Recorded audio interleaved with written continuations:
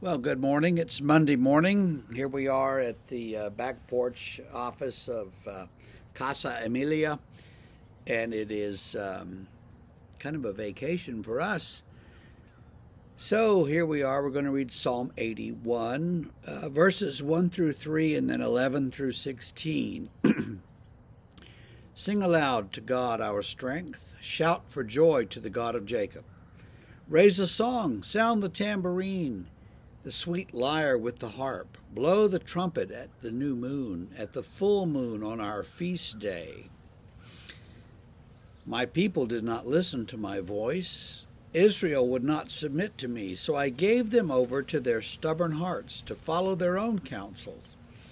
Oh, that my people would listen to me, that Israel would walk in my ways. I would soon subdue their enemies and turn my hand against their foes.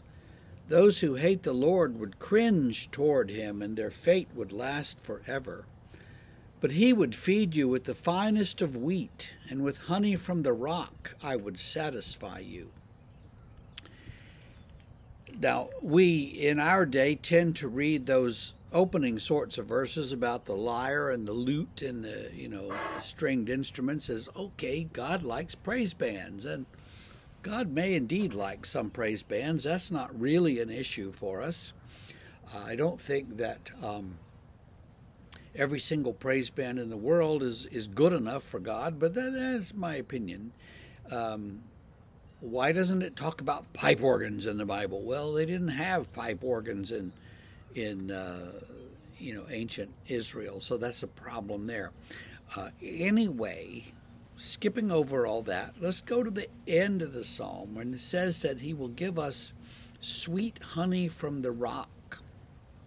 Now, aside from the soul group, I guess they are kind of a folk Americana group of African American singers called Sweet Honey from the Rock. I'd never really seen that term used. I knew it was in the Bible somewhere or something, but all of a sudden here it jumps out of the psalm, jumps out at me from the psalm, and I'm thinking, well, what does this mean? What is the sweet honey from the rock? Well, let's see. First of all, you don't get honey from rocks. You bang on the rock all you want, and there's no honey that's going to come out. You get honey from a bee's nest, and that involves, fighting with the bees and not getting stung and all of this sort of thing that I don't always approve of. You don't get honey from a rock. So what does it mean to get honey from the rock? Well, who is the rock? God is the rock of our salvation, it says frequently.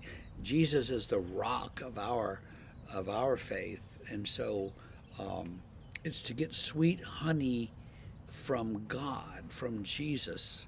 How do we do that? Well, first of all, it's a metaphor. You don't actually get honey, the sweet drippy stuff, out of the sky or something from Jesus, but it comes. It's comfort that comes as though it were sweet honey coming from the rock that sustains us. So, all this is poetic language, and it's hard to explain poetry. It's like a parable or a joke. If you have to explain it, you didn't tell it right. Well, so what does it mean? It's about getting what you need, getting sustenance, and getting something wonderful when you're in the wilderness, in the rocks. You're out there with there's just rocks, and you're banging on, hitting the rocks and all this stuff, and hoping that, sorry about that, hoping that you could find something to eat, and here's a sweet honey, and it's coming out of a rock. So I think that that signals that God will provide for us and sustain us, and we will make it. So I hope that you find things today that come to you as though they were sweet honey from the rock. And I hope that take time and read the whole psalm.